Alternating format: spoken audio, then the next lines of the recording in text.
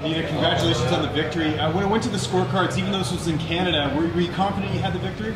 You know, I was scared a little bit. You know, in my head, we are in a country. The judges see something more than you feel. You know, I felt how many times I hit her. I felt how many of hers missed me. Yeah. But you know, you never know. And I was a little bit worried, but I looked at my corner like, I won that. They're like, yeah, you won that. I was like, all right, I got it. At what point in the fight did you feel the tide turn? Because you really, you know, after that first round, you really sort of came alive, and Randa had a really difficult time getting it on the inside.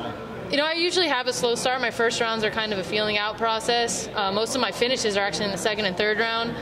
And once I go to a decision, it's usually building up in the second and third. I hurt my shoulder a little in the first round.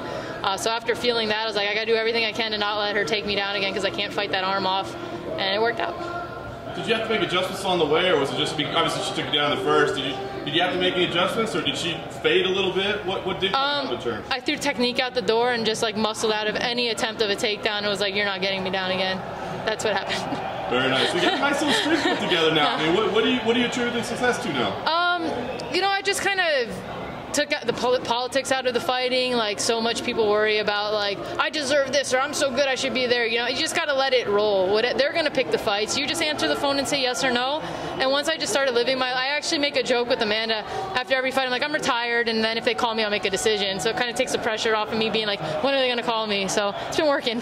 Very nice. So does that mean, I guess, you don't really have plans or goals for... No, I'm retired right now, so... But actually, you know, thank you. Speaking of that streak with 3 straight, you're now tied with the champ, Rose Namajunas, and Tatiana Suarez, I believe. So do you kind of just wait now to see how the rest of the top 10 shakes out before making any decisions as far as who you want to fight? Yeah, I'm going to wait till the next couple of fights come out. You know, I don't want to be sitting out as long as I did like this last one. I want to keep the momentum going. I'm ready to go right away, but there's always, you know, it's just the strawweight division. It's like either you're fighting once a year or, you know, you're there every 3 months.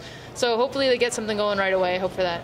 How did you like fighting in Calgary in Canada? I loved it here. It's very nice. You know, the weather was nice and cool. It was a little different from Florida, like humid and hot. People are very nice, and I like it. Good restaurants that I couldn't enjoy. How was your weight cut?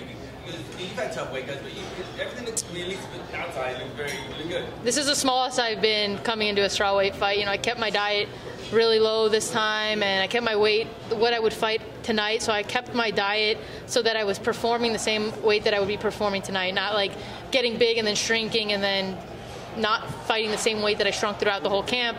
And I felt better. There's a couple adjustments I make. I had a couple injuries going into this fight and a couple personal issues that kind of was not a good camp, but I'm glad I was able to pull it off.